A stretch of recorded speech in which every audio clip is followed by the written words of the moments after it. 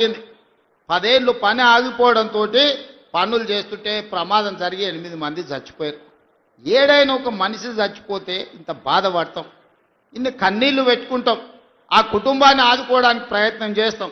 అంతెందుకు ఒక కాకి చచ్చిపోతే 10 కాకులు దాన్ని చుట్టూతో చేరి సానుభూతి తెలుపుతాయి.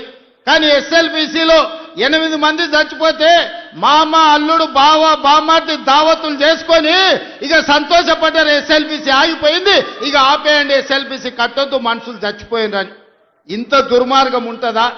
ఇంత కడుపులో విషం పెట్టుకున్నోడు ఇవాళ నల్గొండ జిల్లాలో మున్సిపల్ కార్పొరేటర్లను కౌన్సిలర్లను గెలిపించమని ఎట్లా అడుగుతాడు? నల్గొండ మీద విషం చిమ్ముతున్న బీఆర్ఎస్ వాళ్ళకు, ఎస్ఎల్బీసీ కట్టనోనికి, రేషన్ కార్డు ఇవ్వనోడికి, సన్న బియ్యం పంచనోడికి, ఆడబిడ్డలకు ఆర్టీసీలో ఉచిత ప్రయాణం ఇవ్వనోడికి ఇవాళ మిమ్మల్ని ఓటు అడిగే హక్కు ఉందా? మీరు ఒక్కసారి ఆలోచన చెయ్యండి. సిగ్గు లేకుండా వాళ్ళు వచ్చినా, గంగిరెద్దులోలాక ఇంటి ముందుకు వచ్చినా కర్రు గాల్చి వాత పెట్టండి, సలాకి ఎర్రగా గాల్చి ఈపుల వాతలు పెట్టుర్రి.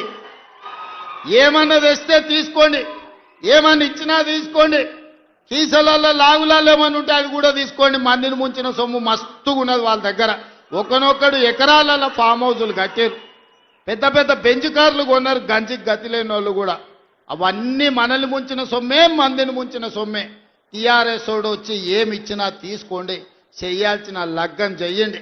మన అసెంబ్లీ ఎన్నికల్లో ఎట్లయితే మిర్యాలగూడల 40-50 వేలతోని లక్ష్మారెడ్డిని గెలిపించారో, పార్లమెంట్ ఎన్నికల్లో రఘ్వీర్కి 5,60,000 ఓట్ల మెజారిటీ ఎట్లిచ్చిండ్రో, ఇవాళ అదే విధంగా నల్గొండ జిల్లా ప్రజలు కాంగ్రెస్ పార్టీకి అండగా నిలబడండి.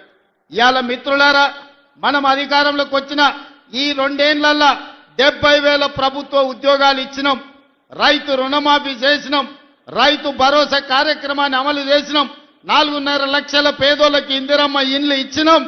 ఇవాళ ఆడబిడ్డలకు ఆర్టీసీలో బస్సే కాదు 1000 బస్సులు కొనిపించి, బస్సులో ఉచితమే కాదు 1000 బస్సులకు యజమానులను ఇవాళ ఆడబిడ్డల్ని చేసినాం.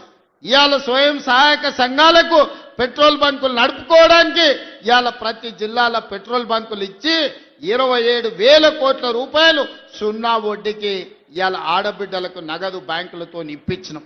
ఇవన్నీ కూడా ఎలా సాధ్యమైనాయి అంటే ఇందిరమ్మ రాజ్యంలో పేదల పరిపాలన వచ్చినందుకే సాధ్యమైంది.